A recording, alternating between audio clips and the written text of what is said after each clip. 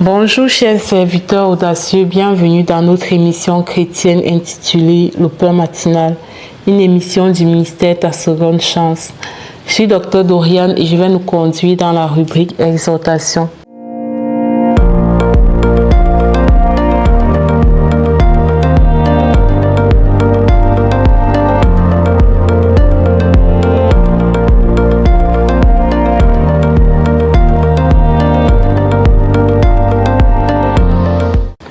Alors, bien-aimés dans le Seigneur, chers serviteurs audacieux, nous avons commencé depuis hier à parler des mérites du sang de Jésus et nous avons parlé également des 7 effusions du sang de Jésus parce que du jardin de Gethsémani jusqu'à la croix de Golgotha, le sang de Jésus a coulé sur 7 endroits en fait, 7 endroits significatifs, 7 lieux significatifs, et ces 7 effusions du sang de Jésus nous confèrent un pouvoir sur la terre des vivants, nous confèrent un pouvoir sur l'ennemi, et il est important de se tenir sur le sang de Jésus pour revendiquer ce que le diable nous a volé dans le jardin d'Éden lorsqu'il a utilisé la ruse pour pousser Adam à pécher contre Dieu.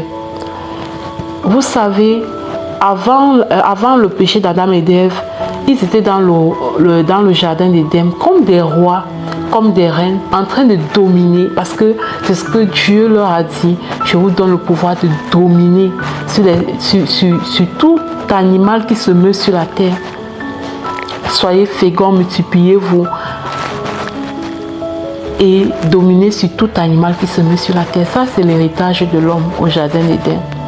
Et ça, c'est quelque chose qui a profondément énervé Satan. Il ne comprenait pas comment Dieu pouvait aimer l'homme autant, au point de lui donner tant de pouvoir, lui donner le pouvoir de la domination. Ça a énervé Satan. Il a commencé à convoiter. Il a commencé à convoiter ce pouvoir de domination que Dieu a donné à l'homme. Et dès lors, il n'avait qu'une seule idée en tête: détruire l'homme, empêcher l'homme d'accomplir sa mission, empêcher l'homme de faire ce pourquoi Dieu l'a envoyé sur la terre. Détruire l'homme, réduire l'homme à néant, à zéro. Et il a réussi. Il a réussi à partir du moment où il a utilisé la ruse pour que Adam et Ève puissent commettre le péché originel. À ce moment, ils ont perdu leur royauté, ils ont perdu leur grandeur, ils ont perdu leur statut de personne qui dominait pour commencer à baisser la tête. Maintenant, ils baissaient juste la tête. Avec la honte, avec la peur, étant humiliés.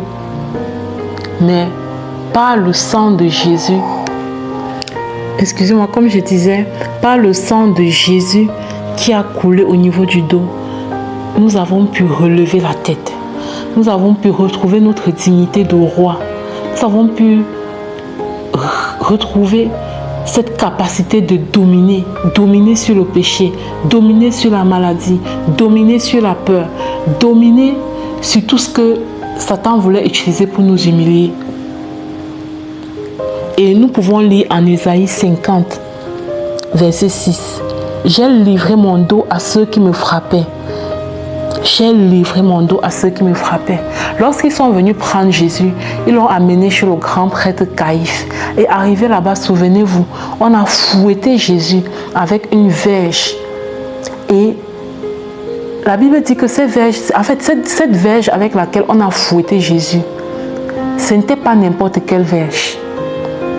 Pour ceux qui connaissent un peu la cruauté des soldats romains à l'époque, ce n'était pas une verge classique. C'était une verge au bout de laquelle il y avait comme des clous. Il y avait comme du métal en fait, des objets métalliques. C'est-à-dire qu'on te fouette avec comme ça, ces objets métalliques te laissent des traces, des marques dans le dos. Et ils ont fouetté Jésus avec cette verge. Fouetté, ça a laissé des traces, ça a fait couler le sang de Jésus. Et très souvent, même ceux qu'on fouette avec cette verge ne survivent même pas. Jésus a survécu parce qu'il fallait qu'il termine à la croix. Termine à la croix. Et il dit, j'ai livré mon dos à ceux qui me frappaient. Jésus a livré son dos. Jésus leur a montré son dos.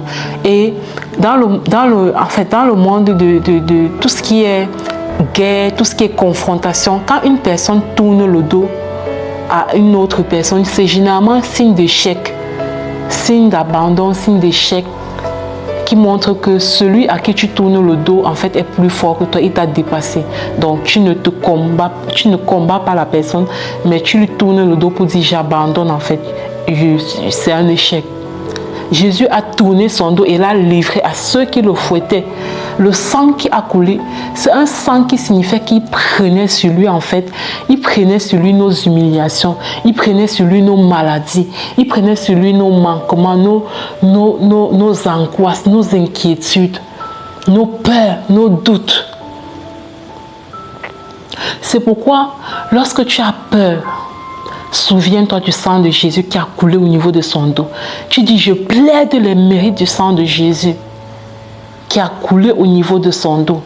Je me tiens sur ce sang pour chasser toute peur. Parce que par ce sang qui a coulé, j'ai obtenu la victoire sur toute peur. J'ai obtenu la victoire sur n'importe quel sentiment de peur. Alors, au nom de ce sang qui a coulé sur le dos de Jésus, toute peur est chassée de ma vie au nom de Jésus. Et ça agit instantanément, bien-aimé dans le Seigneur. Ça agit instantanément. Je me souviens, quand j'étais encore à Yaoundé, je me souviens un jour, Dieu merci, je venais de recevoir ces enseignements sur les mérites du sang de Jésus. J'en avais jamais entendu parler. Et un jour, on a fait la formation Bienvenue dans le royaume, dans l'église où je persévérais à Yaoundé. Et pendant cette formation, on nous a enseigné sur les mérites du sang de Jésus. Et quelques jours plus tard, je dors et je vois un homme qui vient dans mes rêves pour me faire les couches de nuit. Je me suis réveillée étant en colère. Je dis, tu ne sais pas à qui tu t'en es appris. Tu t'en es pris à la mauvaise personne. Tu as touché à la mauvaise personne parce que la personne que tu as touchée là, j'appartiens à Jésus. Et je plaide les mérites du sang de Jésus qui ont coulé sur ton dos. Au nom, j'utilise ce sang pour te détruire. Tu es détruit. Tu es détruit au nom de Jésus. Je plaide les mérites du sang de Jésus. Ce sang parle sur toi et te détruit. Je dis que à ce moment, je priais avec autorité. Parce que quand tu prends conscience du sang de Jésus qui a coulé, de ce que ce sang-là qui a coulé au niveau du dos de Jésus, ça voulait dire qu'il prenait tes peurs, il prenait ta timidité, il prenait tes maladies, il prenait tes humiliations, il prenait les démons qui parfois viennent t'intimider. Il venait prendre ça aussi. À ce moment, tu n'as plus la tête courbée. À ce moment, tu reprends ta statue de roi, ta statue de personne qui est vraiment venue sur la terre dominer. À ce moment, tu parles avec autorité et tu ordonnes au mari de nuit de dégager au nom du sang de Jésus qui a coulé sur son dos. Tu lui ordonnes de dégager, de foutre le camp. Parce que à cause de ce sang qui a été versé au niveau du dos de Jésus, ce démon-là, ce mari de nuit n'a pas le droit de te toucher. Et tu lui dis, s'il ose encore revenir, il va être brisé par le sang de Jésus. Parle avec autorité. Et quand j'avais fait cette prière, la nuit qui suivait, j'ai dormi au calme, parfaitement. Parfois, nous supportons les choses parce que nous ne sommes pas conscients que Jésus a déjà, par son sang, Jésus a déjà gagné beaucoup de combats. Et nous devons juste aller saisir ces combats-là. Nous devons juste aller saisir cette victoire que Jésus a déjà gagnée en plaidant les mérites de son sang. Et face à la maladie, face à la peur, face aux humiliations, face aux intimidations, face au péché, face au mari de nuit, face aux femmes de nuit, face à tout esprit mauvais qui vient comme t'intimider dans ta vie, n'hésite pas, plaide les mérites du sang de Jésus qui a coulé sur son dos avec autorité et tu verras ton miracle s'accomplir. Soyez abondamment bénis, bien-aimés dans le Seigneur. Shalom, shalom.